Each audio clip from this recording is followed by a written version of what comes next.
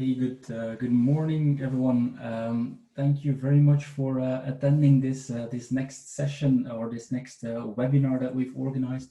I see there are still some participants coming in, but I suggest we get started. We again have an international audience today, so we'll take the session in English.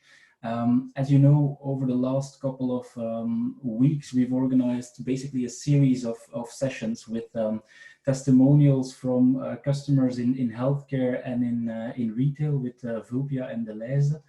Both of those webinars you can basically retrieve on our website and replay them as we've recorded those sessions. And today we're giving the floor to one of our partners, Acanto.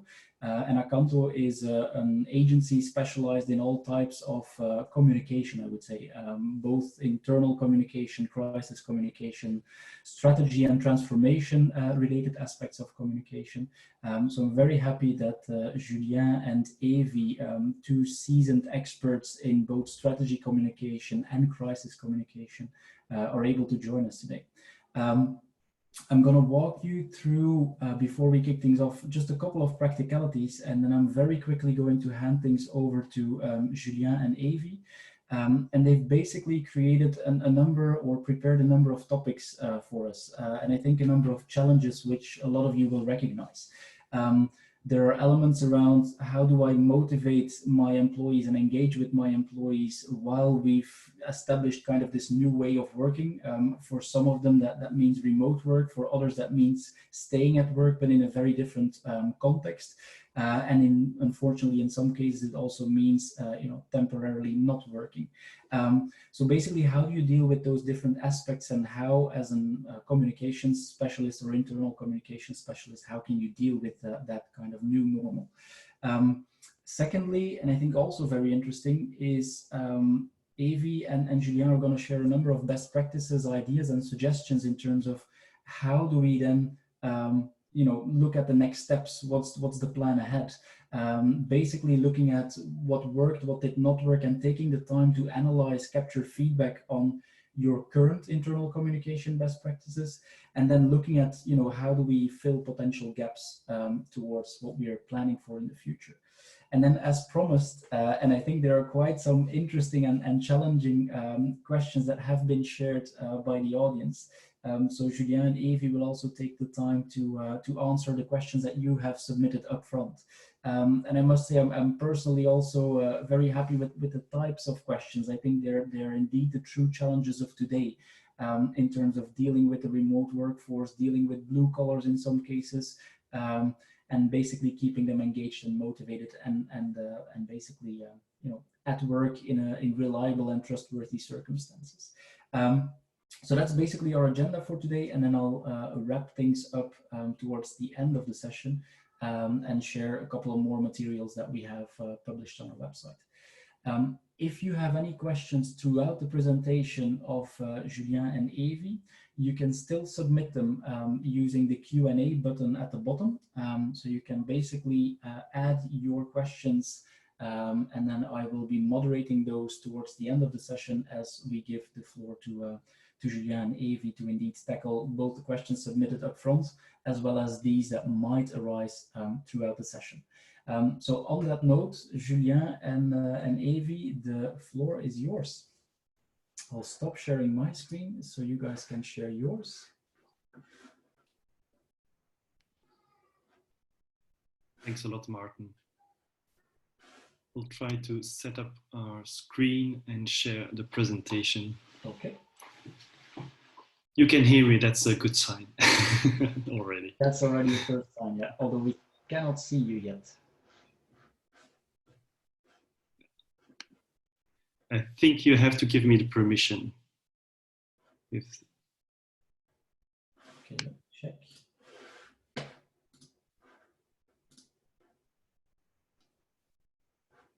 And there you go. And same thing for Evie. And we should be able to hear Evie now as well. Great. Okay. Can you see my screen? Yes, we can. Okay, perfect. I don't know if I have to start my video. I think, okay. Yeah, okay, perfect. There we go. Thank you, Martin. Thank you for the introduction. I think we're very pleased you have invited us, and we are very pleased to give our insights to the audience today and to all the people that are attending this webinar. We will indeed talk a lot about internal communication, not only about internal communication, but mostly as we all, or as communication professionals, we are all faced with some challenges today. It's quite extraordinary times, a new era, as you mentioned. And we will try to guide you through some insights we have collected for the last few weeks. But maybe as an icebreaker, we would like to have a little bit of interaction with the audience. So we would like to share with you a small survey. So maybe some of you know that it's a WOOC lab. So we would like to ask you to go to connect yourself on the URL, the hyperlink you see on the screen now. It's and you will see we will start 3 questions just to see what your opinion is on what is happening today. We have an idea of how what is happening now will change really the face of communication, internal communication, but we'd like to have your opinion as well. So if you can join us on that WOOC lab, we will start very soon with the first question. Evia, the floor is yours. Yes. I can see people are coming in here. I'll maybe just give a few more seconds so that everyone can join. Just a little tip, it works best when you connect to the web rather than using SMS. So I strongly recommend to do it via the web. Okay, see the number is still rising.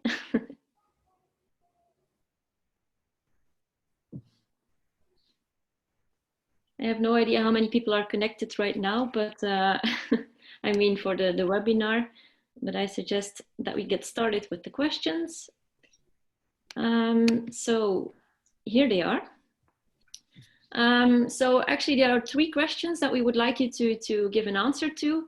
The first one being, is the strategic role of communication better recognized by your management? And we would like you to give that a rating from 1 to 5. If you say absolutely not, it's not better recognized at all, then you should give a 1. If you feel that it's absolutely the case, then you can give it a 5. Or anything in between, of course. The second question is, do you feel your internal audiences expect more information now than before the crisis? Again, give it a score from 1 to 5. And finally, would you say that purpose is more important than ever to your employees?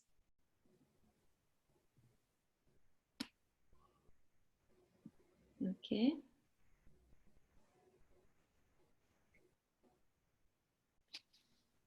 You can see that almost everyone has answered the questions. Perfect. Yeah, I think it is indeed what we had expected as an answer, but maybe, Julia, you can comment on it further. Yes, absolutely.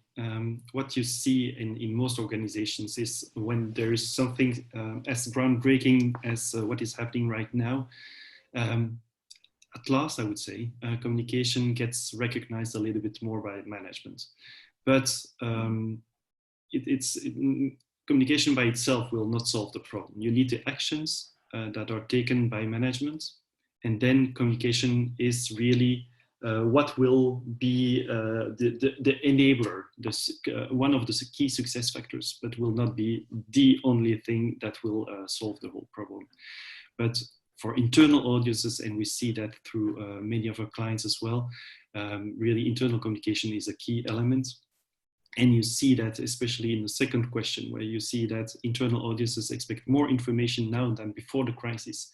That is not a surprise to us, as really we do feel that people are really looking for information, credible information, and as an organization, you have to share that with them. Okay, so I suggest to go back to the slides. Up. Right. Okay. Perhaps, Julien, this really summarizes what you were saying just a minute ago. Yeah, sure. Without the right actions, you cannot do anything, and you cannot create success with communication. But nevertheless, it's an essential enabler and key success factor. And investing in communication right now is the right thing to do. That's for sure. Okay. So I suggest that we then get started with the tips and tricks on how to use communication, make sure that it really is a key success factor. So the first theme, oh, yes, there it is.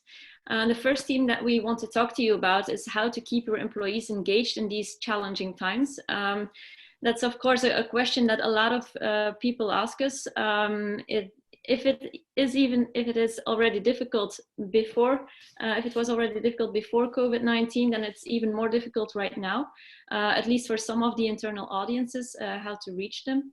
And what message do you give them? I'd say to summarize it already a little bit, I think you have to speak to their hearts and minds to really get through to them and engage them even more. What that means exactly and how to do so, I will explain to you in a minute.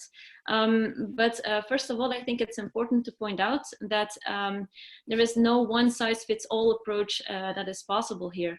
And with that, I do not only mean that every company is, of course, different and has different needs in terms of communications, but also that within a company, you have different internal audiences. You cannot share the same message through the same channel for all your employees. So for instance, there's a difference that we can make between the critical functions or even jobs and those who are less critical at the moment. So let's say, for instance, people working in food industry, we really need them to keep going to make sure that we get our food in the markets or the retail industry. But in addition to that, there's also a difference between within one company, blue collars and white collars. White collars being at home in, let's say, a safe environment, whereas blue collars are perhaps still working on site and have to take care of themselves to make sure that they are safe. Of course, there are measures that are taken by the company. For instance, keep your distance, the 1.5 meters. But you really have to make sure that everyone understands these measures, because we've noticed with some of our clients that perhaps they do not understand the measures or do not apply them very well. Even the simple measure of 1.5 meters might not be clear to everyone. Even myself, I'm horrible at estimating what 1.5 meters is or distance in general.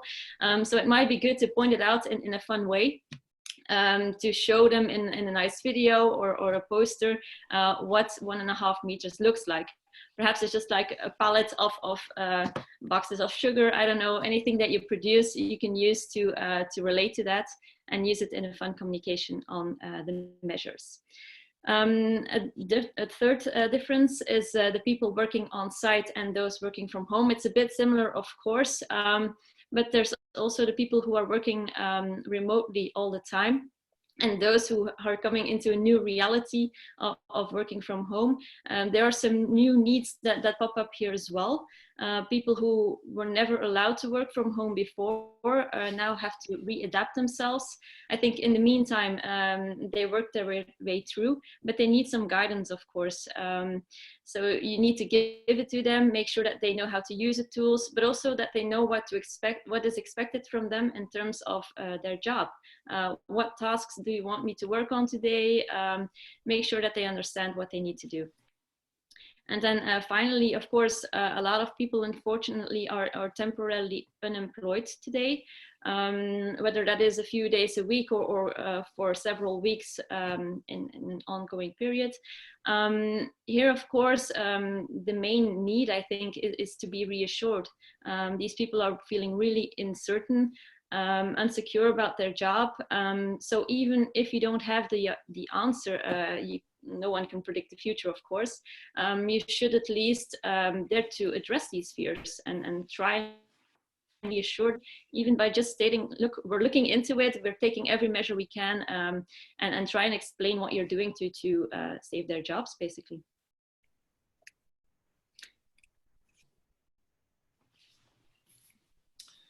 I imagine that this is looking familiar to you.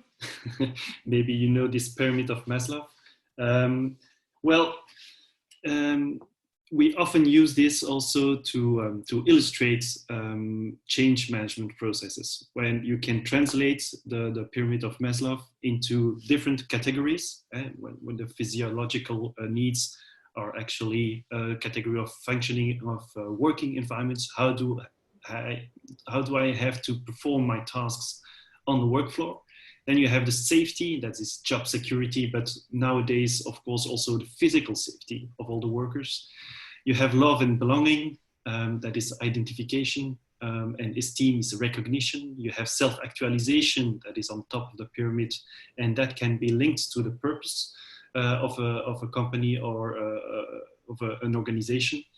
And you can see that these 5 categories you can also find during a crisis situation related to internal communication and also to employee engagement, how you keep engagement of your staff during a crisis situations. But what is different this time is that the order can be changed. Of course, now job security and most of all physical safety will obviously be the most important aspect. When you see all the people working in the care industry, that is of course the first aspect that is important for them and the first expectations that they have. But what is interesting is that you can make a link with what is existing, and it's important to take that into account whenever you are planning, when you are conceiving a communication strategy and you are putting that, you implement that, it's important to take that into account. And I think, Evie, that you will illustrate that with some further insights. Yes. Even if we have all different kinds of internal audiences that I just summed up, I think some principles of internal communication apply to all here. First of all, Julianne just mentioned it, safety first. We need to make sure that people know what is expected from them and what rules they should apply. So I think that speaks for itself, but really make sure that they understand and follow up on that. As a second thing is well, you need to give them guidance in terms of the tools that they can use, but also don't forget that, for instance, middle managers who have an important role to play here might not be used to communicating a lot, and even in, well, especially in these times, I'd say, it's even harder for them to communicate in the appropriate way, to know what to say to their people and how to do so. Also, don't forget that perhaps even they don't know how to use these digital tools, how to set up virtual meetings and make sure that it runs well. So as a communication officer, I would really recommend to give these people guidance as well. Thirdly, transparency is very important here. Like I said, a lot of people feel insecure right now about their jobs, mainly. So try to address those fears. Say what you're going to do with the company. What are you trying to do now to look into the future? Perhaps you are changing your vision and your mission to really look for purpose. Because people, well, we've noticed it all, that some companies actually have changed their production lines to go and produce disinfecting gel, for instance. So people are really thinking or rethinking their businesses, and that's also an interesting thing to mention to their employees. I think that's something that they can be proud of. It gives them a sense of purpose as well, knowing that they also contribute to helping society overcome this crisis. So really talk about this, bring some positive news. People really need it right now. So really talk about those kind of things as well. And maybe not just about how you're dealing with it now, but also how you're going to maintain that in the future. What maybe you want to rethink the purpose of your company, and try and contribute even more to society also after this crisis. And then empathy is, of course, one of the most important things here right now.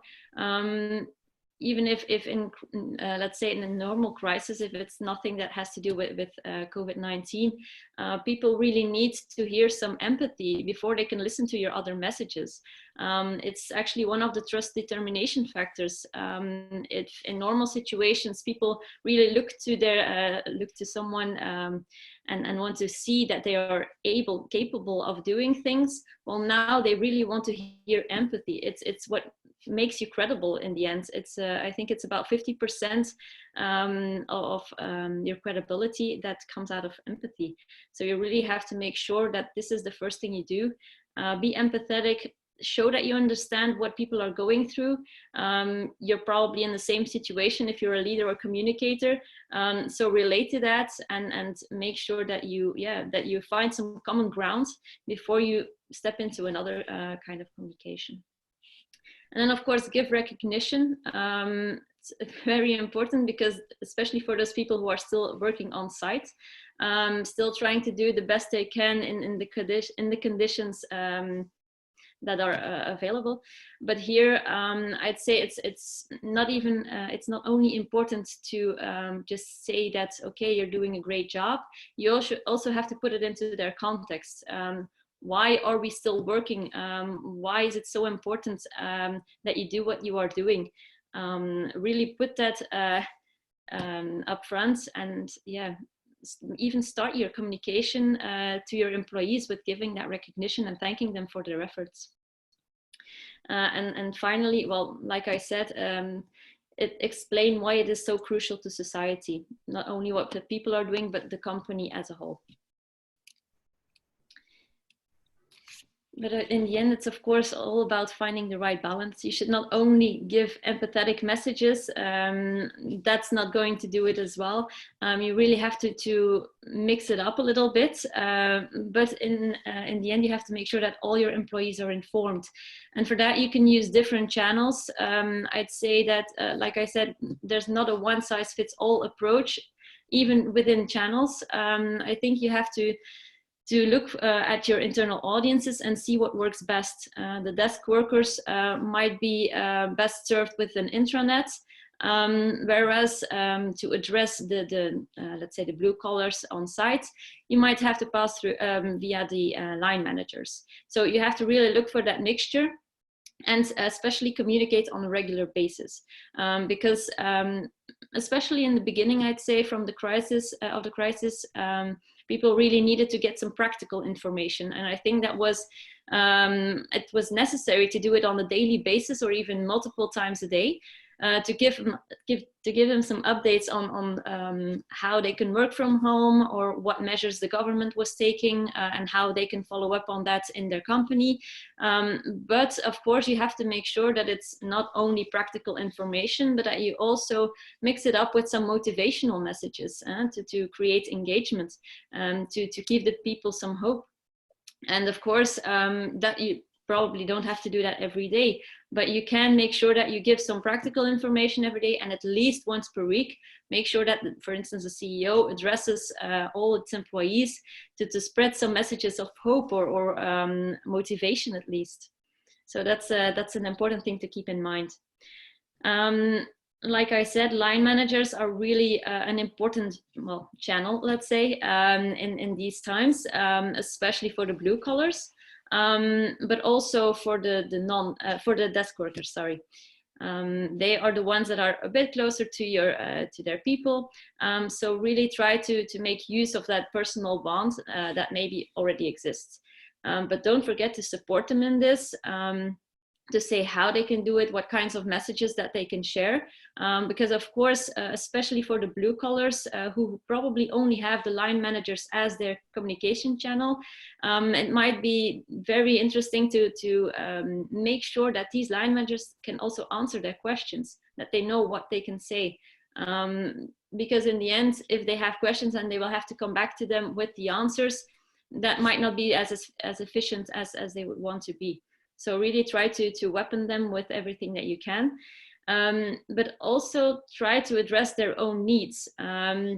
And with that, I mean that line managers, we've seen it in some studies, they really want to be involved in how to co-create the future of the company.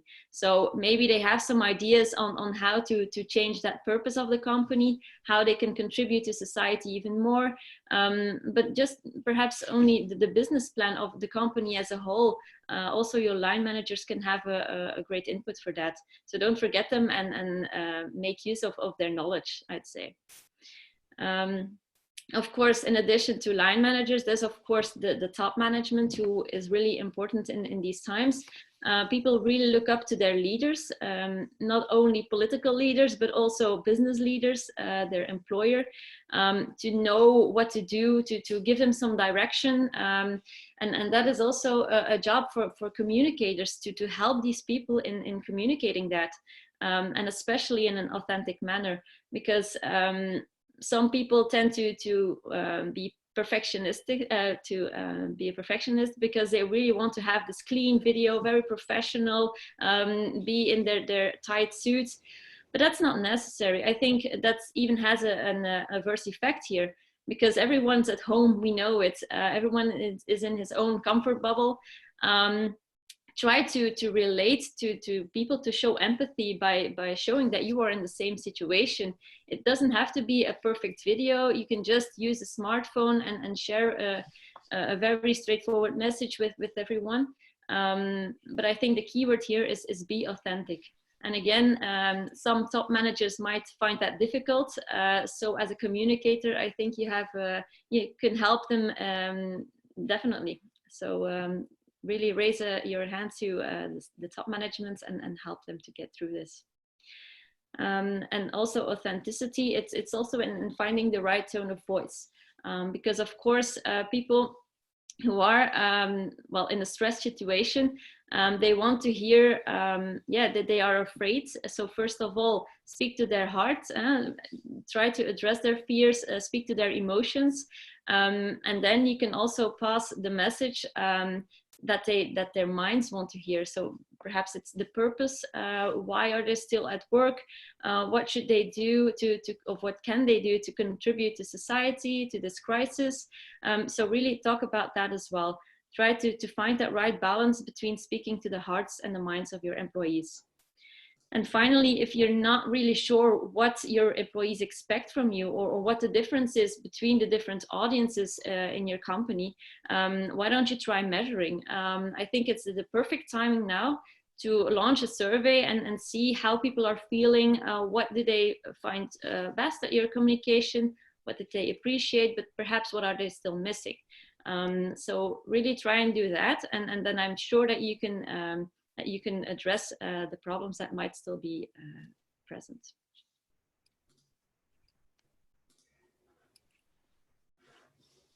Okay, so what did we observe the past few weeks? This is the 4th week that we are in a lockdown situation.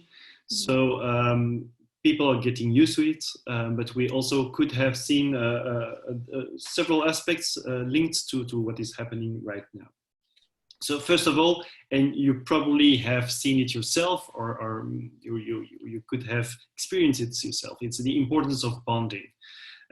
People have shown an impressive resilience level, but time is long, and there are some personal situations that can be complicated. You have people that are alone at home, or you have to take care of your children.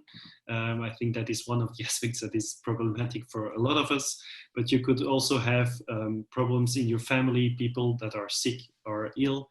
So it's important to maintain that level of bonding between different persons. Because people are working in a professional environment without using the tools or the coordination moments they are used to. And it's important to keep that momentum of possibility of working together with your colleagues. And simply, people also just miss their colleagues. They want to see each other. So organizing e-peros or sports sessions or quiz sessions, or just sharing good moments together at that specific moments, but also organizing team meetings where managers can explain what is going on and can give directions. That is one of the most important aspects right now. And having the right platform that enables you to share those moments is, of course, one of the important things.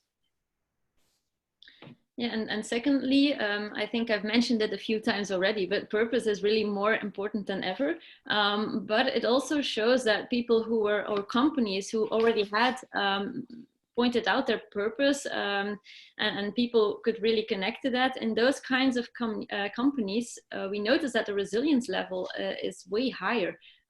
So really, if I can give you another tip, really try to focus on your values, and remind people, your employees, of them, because it really helps them get through this period and keeps them motivated and engaged even now. And again, thought leaders are really important to really mention this as well. It's really up to them to give the direction of the company, to show where you are going. People really look up to those people right now. They find them more credible, and even if these leaders that really have to be the captain of the ship right now, they should also listen to their team, because they have their internal experts who can advise them on certain things. But it's really up to them to step up and share their ideas, share the direction they want to go in with all employees. And what we could have also observed in the last few weeks is that crisis preparedness is a key success factor. Let's be honest, most organizations underestimated the impact of the epidemic. People were laughing about the fact that it was just a small flu just a few weeks ago. So probably that most organizations didn't really take that seriously. But what we could observe is that those that had experienced a crisis situation in the past, or that have a strong crisis preparedness culture, they are better, they are more agile, and are better capable of handling the situation and taking decisions in a fast, coherent, and coordinated way, and then communicating these decisions. And that is one important aspect in order to be really resilient and taking the necessary actions very quickly, is to have that culture of crisis preparedness. Yeah. Okay. And of course, we all have this question, okay, when are we going to get out of this lockdown? When are we going to be back in a normal situation? Well, of course, I'm pretty sure that it will be like a gradual restart. I don't think we are going to be back to the new normal all of a sudden. It's going to be an evolution that goes gradually. For instance, let's say that some companies or some industries will have to be restarted sooner than others. Those who are more essential than others, let's say. Others will keep working from home for quite some time afterwards. And it is predicted that it will probably be the case, until we have found a vaccine and everyone gets tested, etc. So there are a lot of conditions that make it hard to just get back to the normal. So I think we have to take that into account as well when planning for all of that. So really think about your own company. What do you think will be expected from you in the upcoming months? But also think about how your normal situation will have changed. Once you can get back to the office, even then, I think you have a couple of lessons that you can have learned from this crisis, a couple of ways of working perhaps that will also be better integrated into your company. For instance, the ones who were not working from home at all before this crisis, well, maybe now people will have to, you can see it in two ways. You can think of, okay, do we still need to get to the office? Is it really necessary? Because this crisis actually showed us that we can work from home and our company keeps going. But the other way around, you can also think of it as those companies who had like way too many meetings, all those people running around saying, no, I have another meeting, I have no time, I have only meetings in my agenda today. Well, perhaps we can learn from this and see that perhaps it's not always necessary to have meetings. You can make it more efficient. Perhaps you will have new ways of collaborating on projects now by getting to know the digital tools that are at hand. And really take that, take it with you to the future way of working, I'd say. Also, I think it's not only important to make your own conclusions, but also, again, try to measure, ask your employees how they feel. What did they learn from it? What are the things that they want to keep or maintain throughout the company? And what are the things that they might want to change? For instance, that phenomenon of reunitis, let's try and change that and make sure that we have enough time to focus on our project rather than constantly being in meetings, for instance. And some of you asked questions in advance, and we're also aiming at those questions were aiming at the fact, what do we have to do now? Can we go to back to normal situation? When should we go to a back to normal situation? Well, unfortunately, we do not know exactly when the tipping point will be achieved, but you have to prepare that in advance, of course. But it's clear that you have to maintain the strategic projects that you have and that they are important for your business, but that you will have to listen to the expectations of your internal and external audiences. And you will have to re-evaluate the tone of voice of your content. If, for example, you had a change project that was ongoing in your organization, of course, you have to continue that once that is possible. But probably that you will have to change a little bit the angle, the content, the tone of voice, in order to fit the expectations of your internal audiences. Maybe to give a small example, related to external audiences, Proximus launched 5G, I think it was last week.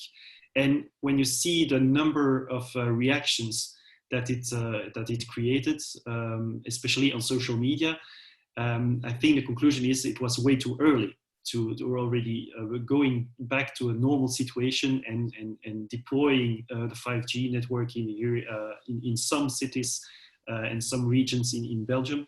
But you have to assess that. You will not have one fits all solution and saying this is the date where we can go back to a normal situation. You will have to assess what your internal and external audiences think.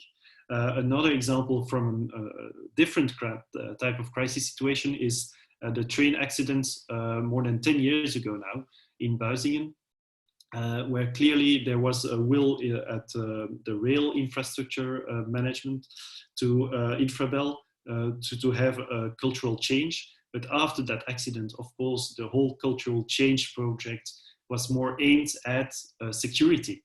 And they had a whole program, launched a whole campaign internally about safety first. So they had their cultural change and they continued with that. But what they did is that they adapted the content in order to fit the expectations of their audiences. And you can see that in many different type of situations. And for organizations that were faced with the crisis, that you have to find that tipping moment, the tipping point, whenever you can start working back to normal again. And in order to plan these actions, you have to evaluate what is really urgent or not, what is strategic for your business, because you will have to defend the projects that you will bring to your top management, of course. And then you have the perception that it could create towards your internal and external audiences. And now is the time to plan that. We know from the organizations and clients we have that many organizations are already, they speed up their lobby campaign towards the group of experts that are now preparing the end of the lockdown situation. And they are trying to obtain support, financial support for their industry. So those are not the organizations themselves, it's more the federations that go to the political stakeholders and the key opinion leaders. But in order to defend their interests, you have that also on a corporate level with media relations. You will have the different disciplines, the different domains of communications that will have to assess the right moment to go back to a normal situation. That is the case for internal, but also for external stakeholders. So I think that is a little bit what we had foreseen, but we wanted to keep enough time also to answer your questions. Maybe it's just important that we already mentioned that, is that we have a virtual help desk. So if we cannot answer all your questions today, do not hesitate to contact that phone number you see on the screen, 02-610-1000. It's just free of charge, and we stand by any company that is looking for first advice or sounding board for different aspects.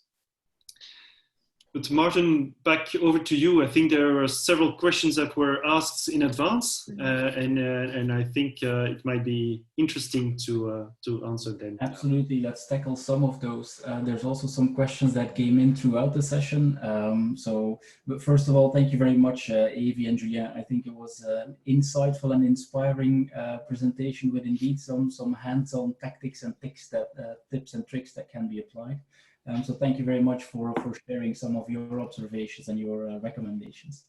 A couple of questions I had, and some of them are somewhat related, so I'll try to group them. But the first question was, how do I motivate basically the people that are currently in temporary unemployment? Because I think that's probably one of the most difficult audiences to keep engaged, to keep motivated, and to simply continue relating with in this point in time. Mm-hmm. I think there are two aspects. First of all, and I think we mentioned it in the presentation already, is you have to keep transparent. If you want to maintain credible towards those audiences, you have to be transparent about what they can expect in the near future and in the later future. About their working conditions, will they still be economically unemployed in the coming days, weeks, months? And what can be expected for the business results of the organization. That is the first thing. And the second thing is you have to keep that bonding moment. It's not because they are unemployed for the moment that they are not part of the company anymore. Mm-hmm. So you have to, on a voluntary basis, of course, you still need to invite them to the different events that are organized. Would it be a team meeting, an e-pro, just a gathering of the team? You have to maintain those moments because people want to feel part of a group, and you can use different platforms to do that and to share these moments. Yeah, and in addition, I'd even add that it's one of the things that we did as well within our company. It's actually asking people during a live meeting, what are the ideas that you have to keep involved? What would you like to see? And we had some fun things coming out of it, like we are doing a quiz tonight that one of our colleagues is hosting. I'm also hosting a live cooking class in 2 weeks' time. So ask people what they want and make sure that you do the things that they have inspired you to do. Yeah, well, excellent. Good recommendations. I think on a somewhat related note, there were a couple of questions specifically in, how do I communicate with the blue collar audience, with the workers in manufacturing, for example, or in food production, as you mentioned earlier on. How do I basically sustain my relationship, engagement, motivation, and basically reliability and trustworthiness with them? How do I keep that bond, basically? Mm-hmm. I think line managers are an important communication channel when it's not possible physically for some factories that are just closed for the moment.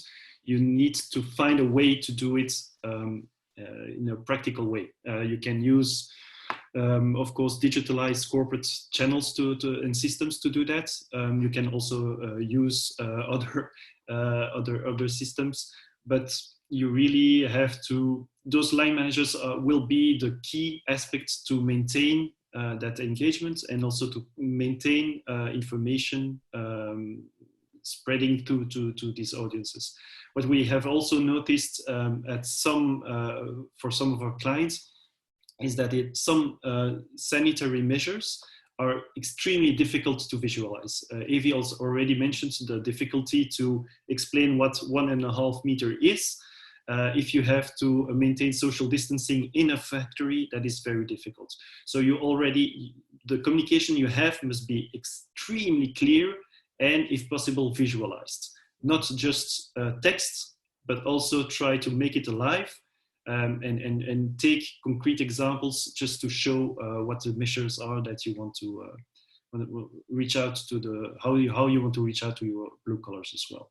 Yeah, well, I think definitely interesting. Obviously, I'll talk a little bit about Spencer as we play for some of our customers quite an important role in actually facilitating that blue collar liaison, and we get quite some questions from companies that struggle specifically in that area.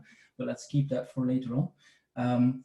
Another interesting question I found was indeed, how do you strike that balance between Corona or COVID-19 related questions or related communications versus other elements? To what extent can you still talk about your strategy, about your organizational development, about your culture? And I guess there was someone on the call today who actually illustrated, my leadership team literally only wants to talk in a very factual basis about COVID-19. The number of impacted cases, the number of people at work. So really very, very factual. How do you basically take your leadership teams kind of in a more guided fashion in terms of, talking in an empathic fashion and basically relating to your employees rather than dumping facts, I would say. Mm-hmm.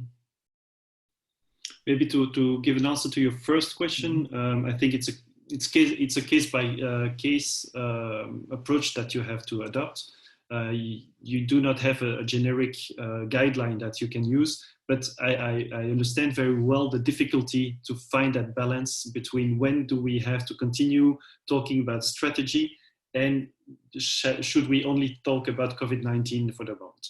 I think you need to continue to talk about strategy, about the corporate projects that are up and running for the moment and that are continuing for the moment.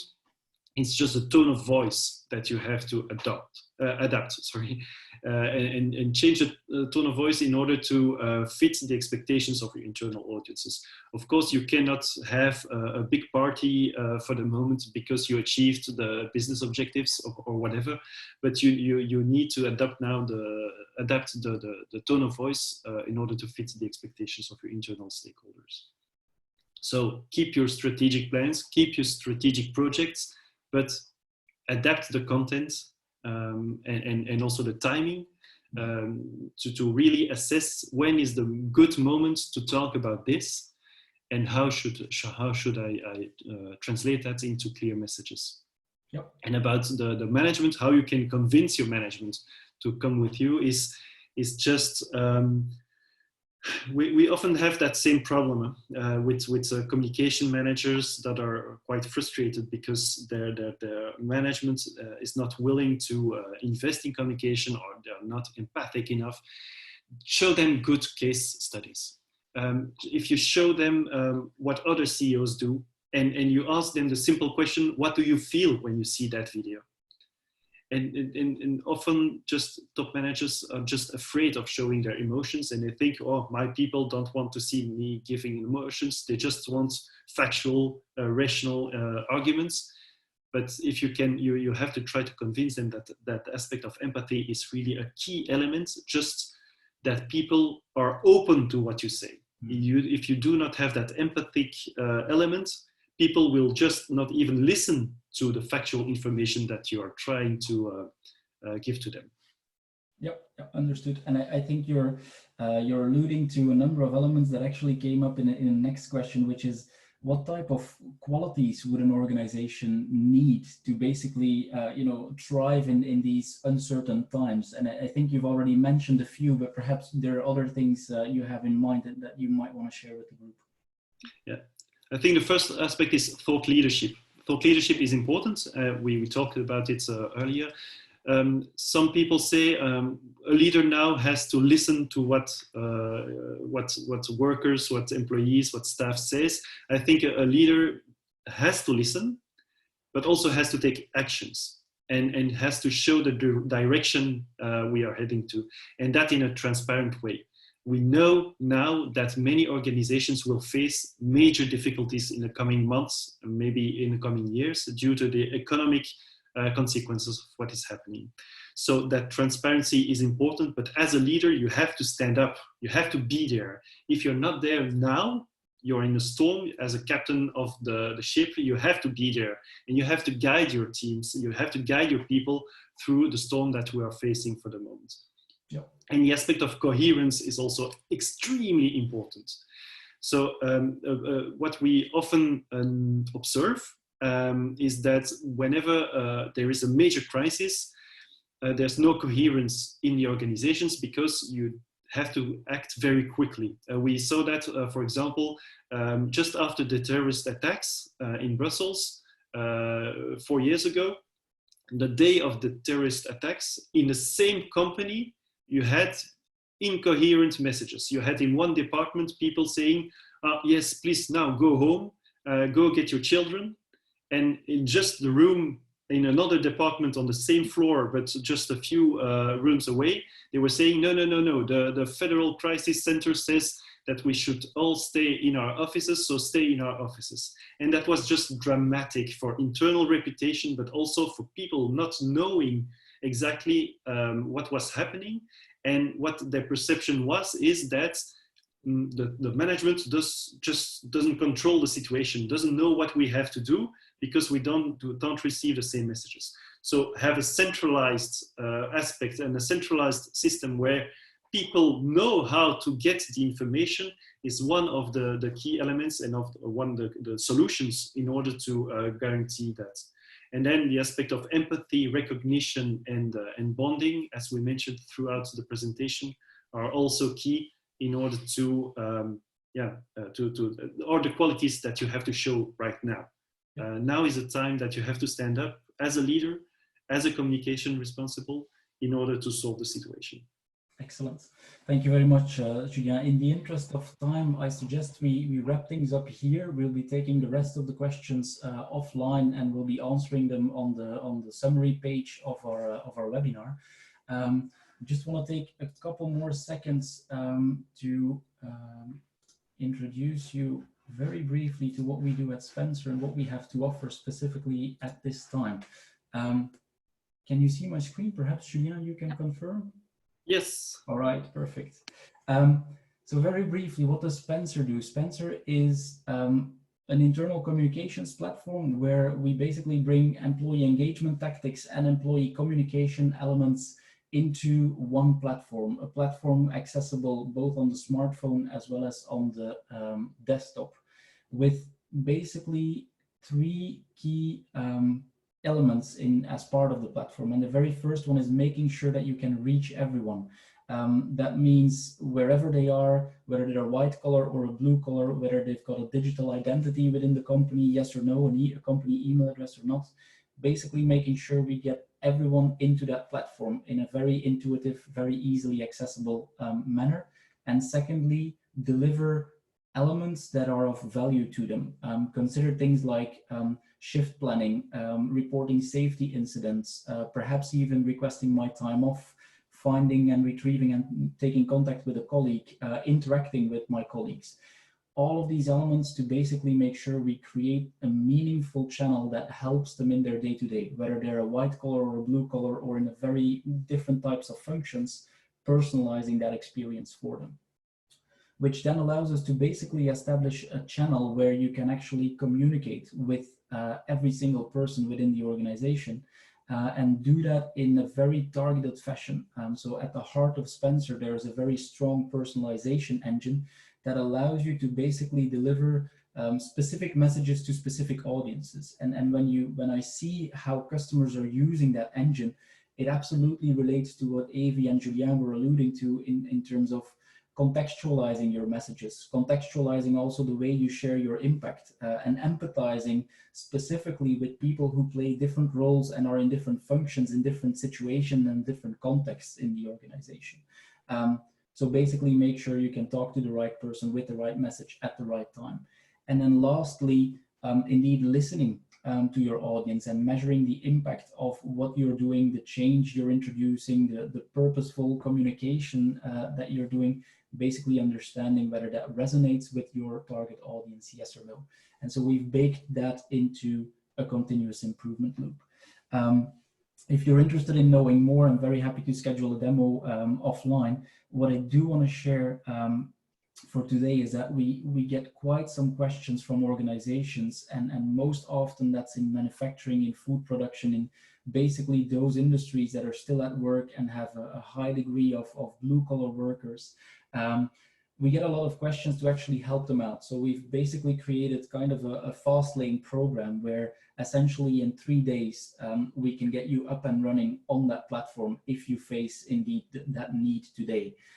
Which basically means we make sure we set things up and rebrand the application. We import your user data so you can start working with that segmentation and your users can start logging in. And then obviously we help you in starting to create the right content and essentially release that platform. To then get you into a phase where you can indeed start measuring that impact using our pulse surveys and engagement surveys, and continuously improve the way you interact with specific audiences.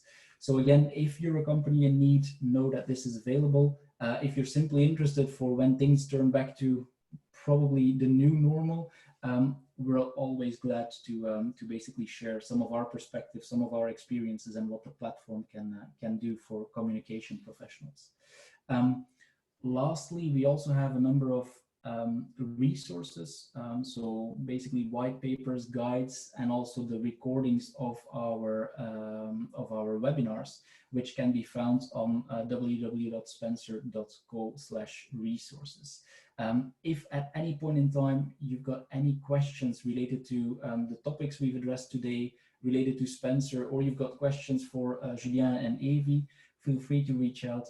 I'll make sure to get them redirected and eventually answered. On that note, we are striking 12 o'clock, so I'm going to wrap things up. Julien, Evie, thank you very much for the preparation work. I know you guys get a lot of demand, a lot of requests at this point as well. So thanks for carving out the time to share some of your insights, share some of your experiences. And I truly hope that for the rest of the group, this was an inspiring hour, and I hope that you take away some of these learnings, tips and tricks, and can apply them in the next couple of weeks. In the meanwhile, I hope you all stay safe, and let's connect at some point in time in the near future. Have a good Easter weekend. Cheers, everyone.